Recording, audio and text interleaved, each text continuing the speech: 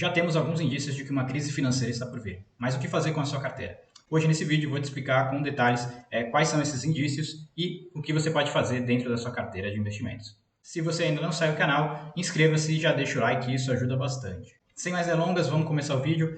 Nesse vídeo aqui eu vou trazer para vocês alguns aspectos econômicos e alguns indícios de que uma possível crise financeira está por vir. E vamos basear mais ou menos esse vídeo em 4 grandes escopos, tá? Estados Unidos, Europa, China e Brasil. Se você tem uma carteira de investimentos e está com dúvida quanto à rentabilidade sobre algum ativo dentro da sua carteira e quer realizar uma nova análise, vou deixar na descrição desse vídeo o link para que vocês possam agendar uma reunião comigo para conversar sobre a sua carteira de investimentos. Vamos começar falando sobre a economia americana. Hoje a economia americana está com uma taxa de juros a mais elevada de toda a sua história, está na banda entre 5,25 e 5,50, e o Fed, né, o Banco Central americano, está com grande dificuldade de fazer com que a inflação se arrefeça. Então está bem difícil por lá. Antes tinha uma expectativa de que os juros já começassem a baixar a partir do final desse ano, começo do ano de 2024, porém essa expectativa já se prolongou. E o próprio Fed já disse que vai endurecer cada vez mais a taxa de juros por lá, caso seja necessário. Então, muito possivelmente, teremos sim um tempo mais prolongado de taxa de juros alta, algo que é um pouco peculiar, né, dentro de toda a história econômica dos Estados Unidos. E isso, claro, que traz impactos, seja na Bolsa de Valores, seja na vida dos americanos. Hoje nós temos uma taxa de juros alta. Hoje, mais ou menos, é consenso dentro do mercado que nós teremos dentro da economia americana um soft landing, né? O que seria o soft? É uma recessão bem branda, bem leve, nada que impacte ali, seja a economia dos Estados Unidos ou a Bolsa de Valores. Porém, já tem alguns indícios de que talvez não ocorra esse soft landing, sim uma recessão um pouco mais abrupta. E como que se daria mais ou menos essa recessão? Nós temos ali, como eu falei para vocês, uma taxa de juros alta, uma bolsa que ainda está meio que parada ali, principalmente o S&P 500. Se formos puxar, eu vou mostrar aqui na tela para vocês o rendimento do S&P. Cadê? Tá aqui aparecendo para vocês a bolsa americana, né, o resultado do S&P. Porém, o resultado do S&P, principalmente esse ano e os anos anteriores também, está muito pautado na alta do setor de tecnologia. Aqui para vocês, só para ter uma ideia, eu trouxe aqui o índice do S&P 500, né, que representa as 500 maiores empresas da bolsa americana, que é essa linha azul aqui um pouco mais clara. Porém, se nós formos retirar todas as empresas de tecnologia, pelo menos as principais ali, que são Google, Meta, Netflix, Nvidia, que também subiu bastante devido ali à inteligência artificial, Microsoft, Google, você pode ver que a rentabilidade cai bastante. Ou seja, esse retorno do S&P esse ano está sendo muito pautado em pequenas empresas, né? Pequenas empresas que eu digo no número de empresas que estão com uma rentabilidade positiva. Então, quem está ali alocado em outras ações que não as de tecnologia, está passando sufoco esse ano. Está com uma rentabilidade bem abaixo do que o normal. E isso já vem desde depois da pandemia, né? Onde as empresas de tecnologia têm realmente surfado uma onda muito grande. Eu vou mostrar aqui para vocês aqui o retorno só das FANGs, né? Que seriam todas as principais empresas de tecnologia, que é essa linha amarela. Então, você pode ver que pós-pandemia elas tiveram um retorno muito expressivo, né? Teve uma correção aqui, mas também já subiu muito forte. Ou seja, as empresas de tecnologia estão puxando a bolsa. E talvez uma recessão ainda mais forte não esteja precificada. Aí que tá o ponto. Será que vai ter realmente uma recessão forte na economia americana? Ou o Fed vai conseguir fazer esse soft landing? Um outro ponto também que eu queria trazer para vocês aqui também, que pouca gente tem falado sobre o assunto, é a questão de como que está a economia dos americanos. Nessa notícia aqui da CNN traz que as dívidas com cartão de crédito atingiram um recorde de $1 trilhão. Ou seja, o americano em si já está tendo dificuldade ali para pagar suas contas e isso traz um primeiro reflexo de um possível indicador de recessão econômica. Então, temos esse dado aqui do cartão de crédito e já tenho aqui também, que eu já li também sobre o assunto, que os americanos já vêm consumindo menos carne vermelha. E esse dado de menos consumo de carne vermelha, priorizando principalmente carnes brancas, né, frangos e tudo mais, então esse já é um indício de que talvez a economia dos americanos já esteja num patamar ali, meio que com a corda no pescoço. Esse é um dos primeiros indícios de que, de fato, uma possível recessão possa vir. Mas aí vocês podem perguntar, mas o emprego lá nos Estados Unidos ainda está alto.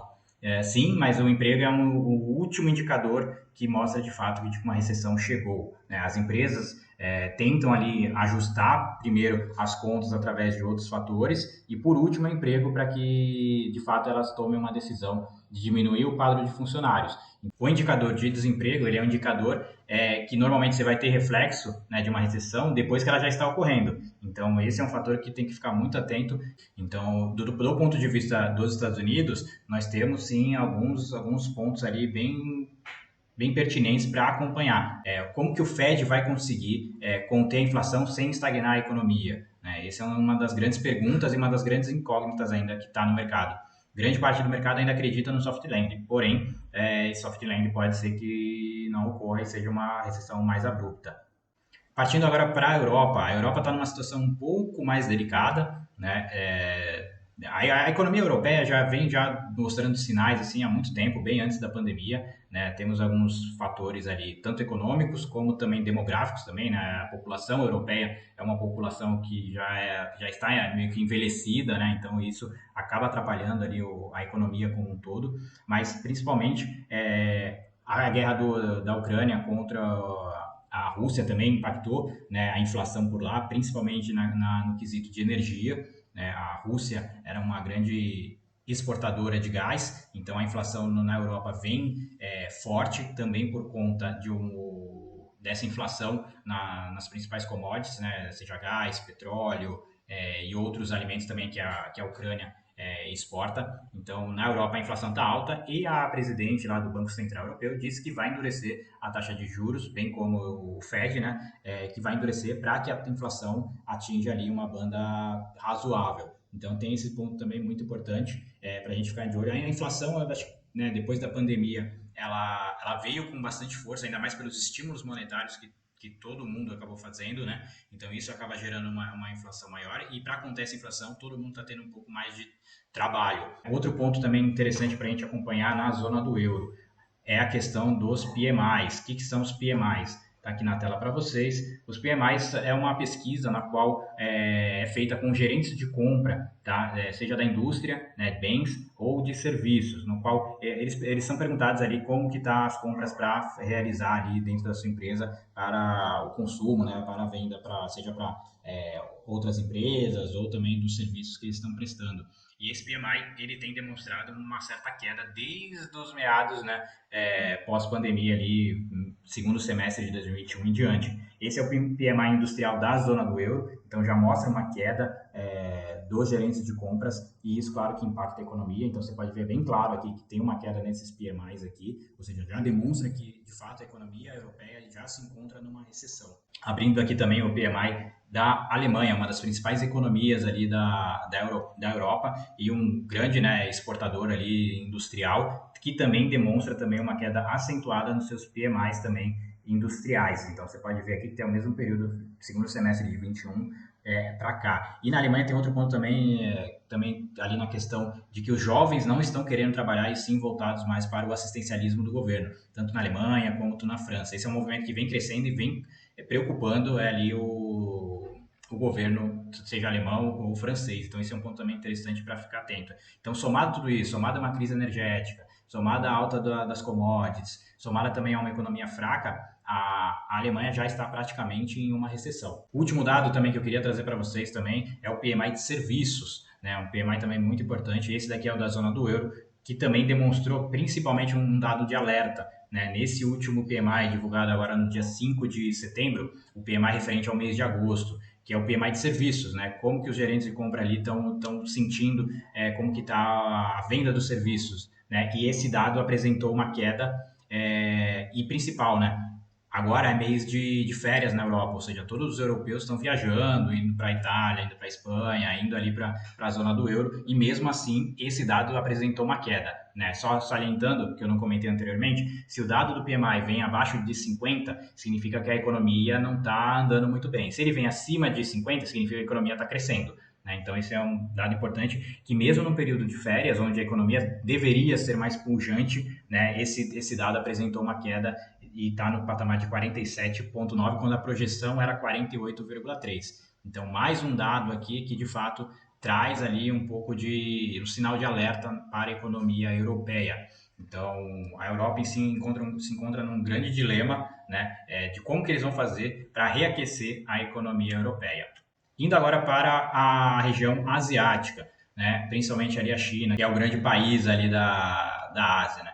A China tem demonstrado ali uma desaceleração da sua economia, né? A última expectativa de crescimento girava perto de 5%, né? O que para os chineses, né, levando aí em consideração as últimas décadas, já é um crescimento abaixo do esperado, porém foram revisadas algumas expectativas de crescimento por alguns bancos, já demonstrando ali que talvez a economia chinesa cresça apenas 4,3, 4,5% em 2023. Então, esse é um sinal de alerta também. E também um outro dado também que tem causado muita preocupação também é a crise imobiliária na China. Ano passado nós tivemos ali um evento com a Evergrande, que era a segunda maior, né, construtora de imóveis na China. Depois sumiu um pouco da mídia, agora reativaram novamente esse fator de uma crise bem agravada na China. Os dados da China são um pouco difíceis de você conseguir, de fato, acreditar, né, na veracidade. Então pode ser que essa crise imobiliária na China seja ainda pior, né? E o Xi Jinping está tendo uma grande dificuldade de reaquecer a economia. Ele tem feito alguns estímulos, mas a economia não está dando resultado. E em paralelo, essa grande crise imobiliária tem um fator assim muito pertinente que o Xi Jinping ali vai ter ali um grande trabalho para conseguir reaquecer essa economia chinesa. Bom, e uma economia fraca na China acaba refletindo também no Brasil, né? Se vocês não sabem, muitos investidores, né, internacionais investem no Brasil para fazer um trade com China, porque o Brasil é um grande exportador de commodities, né? E a gente sabe que com a economia da China um pouco mais pujante, o Brasil acaba se beneficiando e muito, principalmente com o minério de ferro da Vale. Então hoje a Vale está num preço ali, num patamar que muitos dizem, né, que está num patamar baixo e que vale a compra, justamente visando ali um crescimento um pouco superior ali do que está sendo estimado pela China. Lembrando que isso não é uma recomendação, então estude bem o ativo antes de fazer qualquer alocação. Mas sim, muitos investidores internacionais usam o Brasil como trade para pegar um crescimento ali da China. Então, um crescimento mais fraco da China, consequentemente, acaba tendo impacto aqui no Brasil. Exportação de commodities mais fraca tem impacto aqui na economia. E falando sobre o Brasil, dois grandes fatores são cruciais ali para o Brasil.